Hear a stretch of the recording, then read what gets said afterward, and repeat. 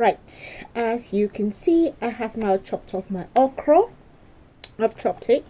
Okay, so it was a whole okra, which I showed you before, and then I chop it like so, and then I throw this part away. I don't like the ends. I don't like the ends, so I have a whole bunch of ends over there. You take off the tip, that one. The tip is not so bad.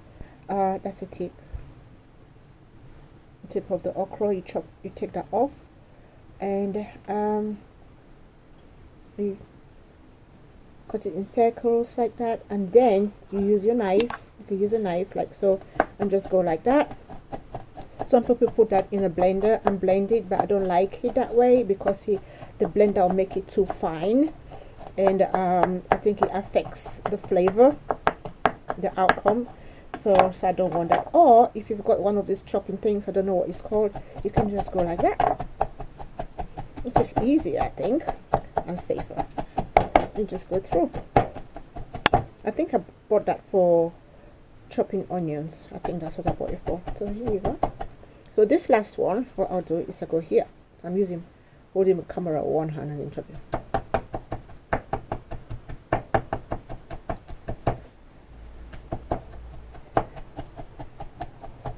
And that's it.